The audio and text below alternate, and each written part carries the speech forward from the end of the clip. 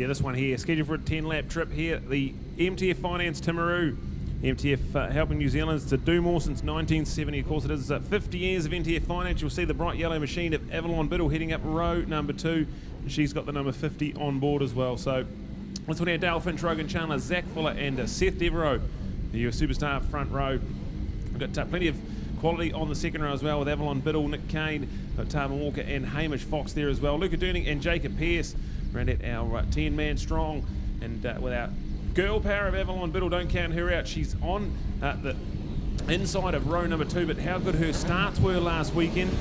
This is going to be all on, so when the lights go out, we're going to be flying here at the moment. And the great start, Rogan Chandler. Also for Dale Finch, gets the front wheel up in the air, but it's going to be Rogan Chandler who's going to lead. Seth Devereaux around the outside on the MV Augusta for Hallicraft Racing. He's got himself in the mix as well as Rogan Chandler. Seth Devereaux. Then go back to Dale Finch and Zach Fuller with the Avalon Biddle. They're nearly side by side heading out of turn 3 and down the back straight for the first time. This is going to feel good. Rogan Chandler comes down the South Island just trying to get some good quality championship points. Finds himself in the lead of this one here. 10-lap race. Anything can happen. We've already seen plenty of drama in our pro twins. So check this one out. This is going to be hot pace. Dale Finch was right on lap record pace when we qualified.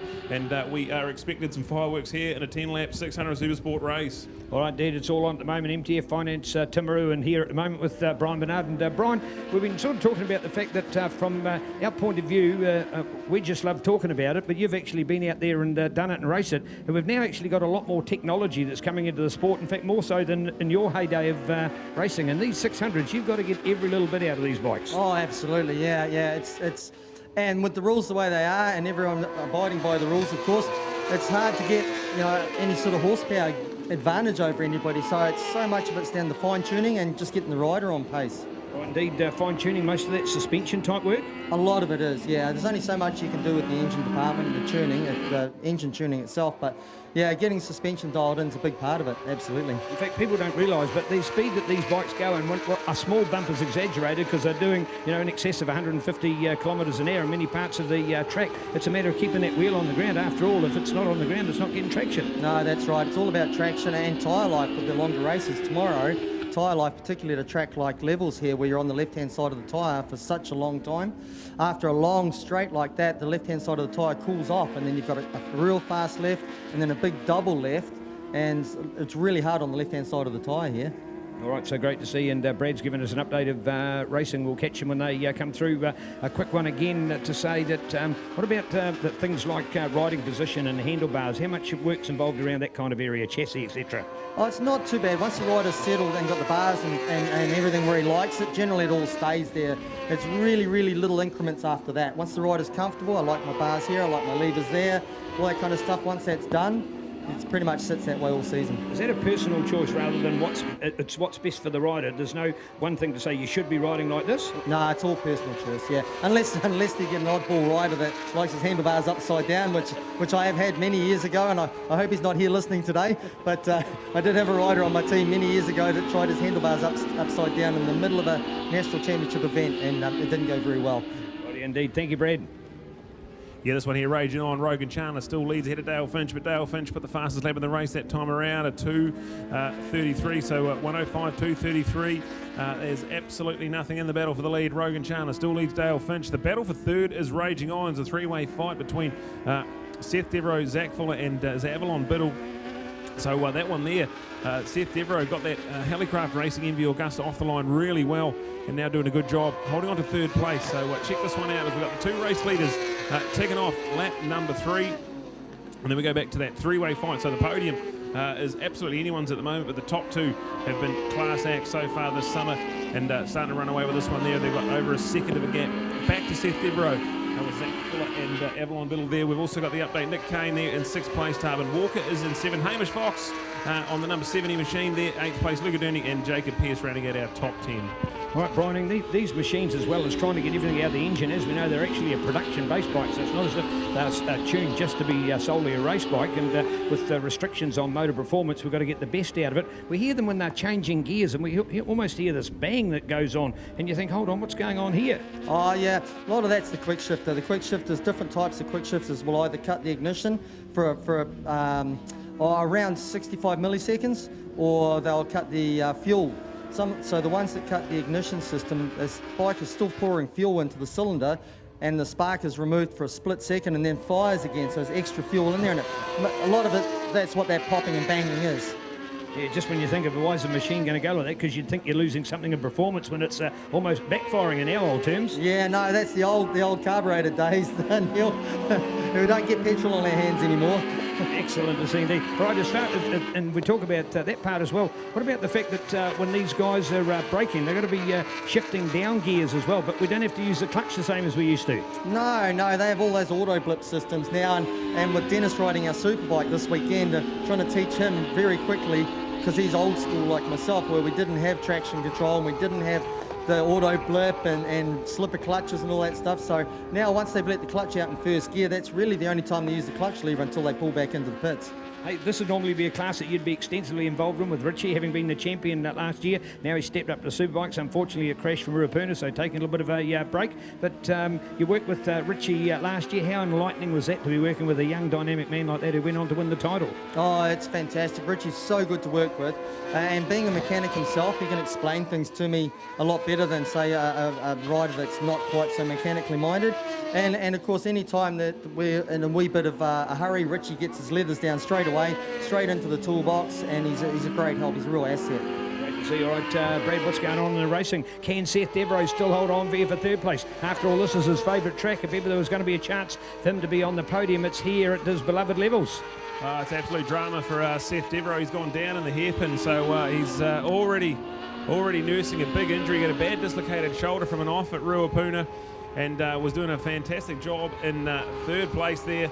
And unfortunately, just talking to Seth this morning, just how much of a riding style change he's had to do. He doesn't have the use of his left shoulder, so using his knee to pick his bike back up and around a track like Levels, where your left side is vital.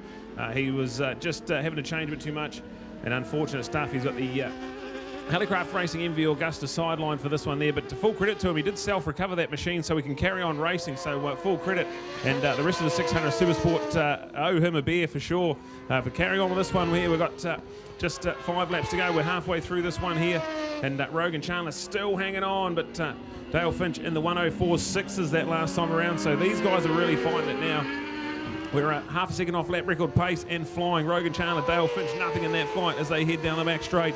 Zach Fuller has now found himself in a lonely old third position, so he's doing a really good job as we watch Dale Finch try and go up the inside of Rogan Chandler. I think he's got that move done, so what a move.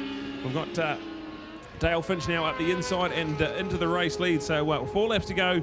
Dale Finch leads this one ahead of Rogan Chandler, and then we go back to Zach Fuller. Great job from Zach in third place. Avalon Biddle, Nick Kane and Tarbin Walker our top 6, with Hamish Fox, Luca Durning, Jacob Pearce, and the 10th man, Seth Devereaux, sidelined unfortunately in this one. Barrack Sports Bar Wanganui Ace Team Manager, the legendary Brian Bernard, joining us here. And Brian, so many features, and thank you for highlighting us about the mechanicals of these bikes. Being completely production based, there's only limited ways you can do it. Gearing perhaps is another one to talk about. You want to have your bike performing with the right revs and the right gear to suit the circuit. So from a more open circuit like Timaru to here, does that involve a change? A lot of these circuits run very, very similar gearings. A lot of it can come down to rider preference. And there's 2 trains of thought on that. Some of the guys will gear their bikes so they're getting the top of top gear, like maximum RPM and top gear at the end of the longest straight. Other guys won't worry so much about that, and they'll gear it so that it pulls perfectly off most of the turns to get better drive off the corner. So again, back to personal preference, and the gearing does change a tooth or two. External gearing I'm talking about, the sprockets, not the gearbox itself has to remain standard. Yeah, great comments, hearing these expert comments. First of all, Brian, from a racing point of view and all your legendary work, former Superbike champion, professional racer in America, people probably forget about that at times. Is this still a good way to be involved as a statesman like yourself now, rather than throwing your body on the line and on a bike? Boy, that seems so long ago now, Neil. I'd almost forgotten about that. Thank you. I tell a lot of people it's a terrible addiction. I've been in the sport for almost 40 years now, and it's even just to say that makes me cringe, makes me feel like an old man, but I just love it, and it's the camaraderie, the family feeling of being in the pits and all that, the preparation, the travel. I just love all of it, you know. It suits me my whole life. Oh, indeed, and you are the life of the pits as well, and we look forward to that continuing because it'll go on after dark, won't it? Oh, we like to have a bit of a laugh in our pit area, and we're known for possibly sitting around and having a barbecue and a beer at the end of the day. So if it's not fun, why do it? So we try to make it fun. All of our riders, all the international riders I've run that have come here from the States and from Australia and all that, have all had a great time, and they're fond memories. The legendary having with us Brian Bernard. Back to Brad, who's giving us an update on the race on the track. Oh, this is an absolute cliffhanger. We've got Dale Finch and Rogan Chandler. There's been a lead change about 6 times in the last 2 laps. It's absolutely frantic pace. We've got the white flag ready and waiting. Dale Finch is out of the short left-hander on the way into the bus stop. It's Dale Finch ahead of Rogan Chandler, but Rogan is looking fast. So this one here is certainly not done for yet. We're still in the low 105s when we cross the line. And Dale Finch completely flying at the moment. He's got 0.2 of a second, but there's nothing. Rogan gets out of turn number 3 really, really well, so keep an eye on that one there. And if you can get him down the back straight, it's going to be all on. We've got Zach Fuller still in 3rd place, but he's 4.6 seconds off the pace. So looking like 3rd's about the best he can hope for. He's got a comfy gap back to Avalon Biddle in 4th, so great ride from Zach Fuller on the Team Rees Honda. But Avalon Biddle is Nick Kane there in 5th place after some bike troubles last week.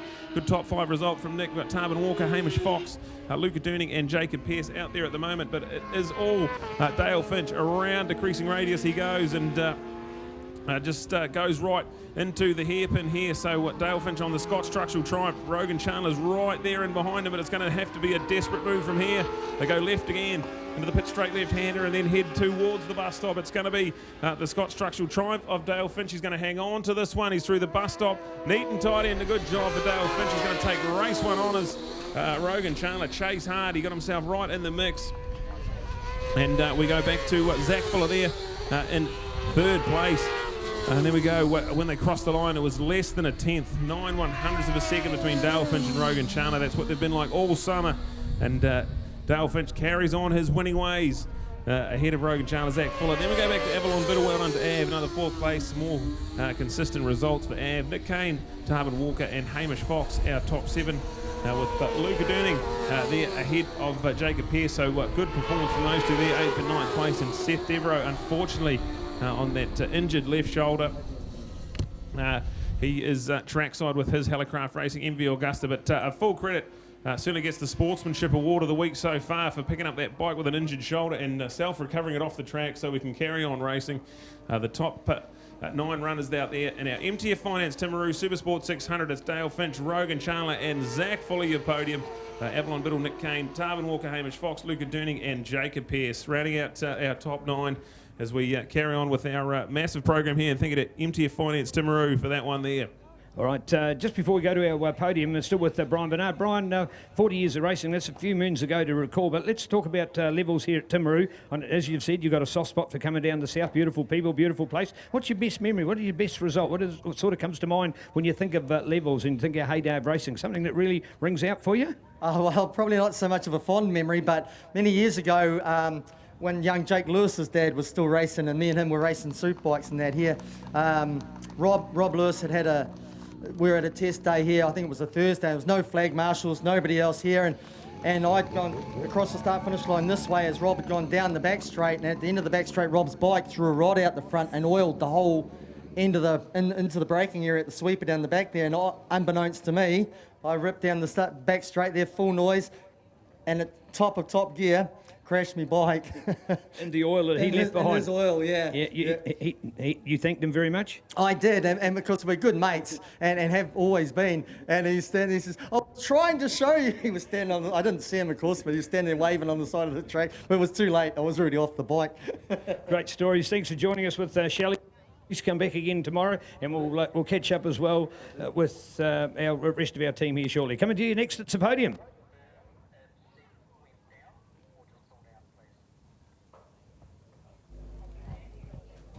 Yeah, brilliant scenes down there at the podium. Our MTF Finance Timaru Supersport 600, and they've got 2 15-lap races tomorrow. That's going to be an absolutely brilliant prospect. Of course, they get 2 fronts and 3 rears for the weekend. It's tyre wear allocations, so this track pretty hard on tyres. So the more these guys start fighting, the more it's going to be all on for the end of the weekend. But credit to Zach Fuller on the podium at New Zealand Superbike level. Absolutely brilliant. Supersport 600, our podium is Zach Fuller, Rogan Chandler and Dale Finch. We'll cross down to Neil, who has our presentation.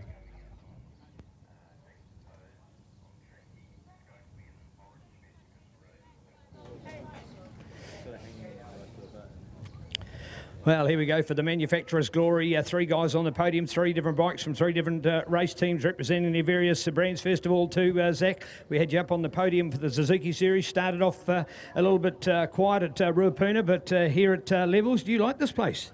Yeah, it's quite flowy and suits my sort of style. So and the boys have got the bike dialed in for me this weekend, which is a big help. And yeah, a good way to bounce back after last weekend. All right, have you got some parts out there on the track that you like, that are suiting you, that are giving you that good 3rd place? Oh, I love the bus stop, It's wicked going through there. Yeah, especially on the 6, bit slidey, and yeah, it's good fun.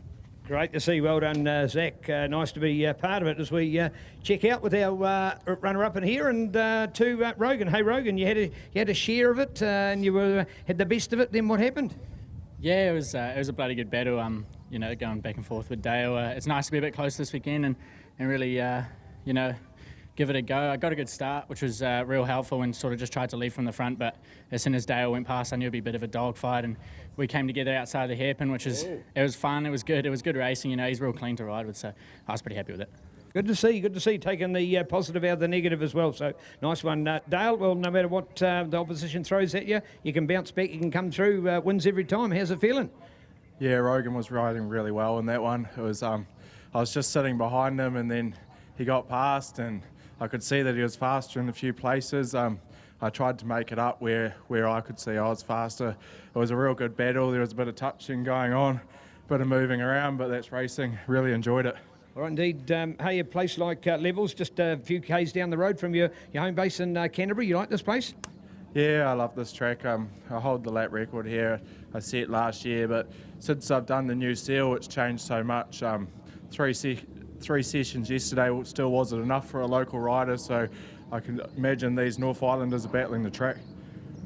Yeah, great to see. All right, so here we have another quality program. NZSBK 2021. This is our Supersport 600. 3rd place, Zach Fuller up here. Well done, Rogan Chandler, keeping up as 2nd place, but you can't deny this man. It's Dale Finch taking the #1 position again, courtesy of Scott Structural on that beautiful Triumph. Bring it on, NZSBK, with Aon and Pirelli, our super sponsors of a super event, coming to you courtesy of MTF Finance here in Timaru.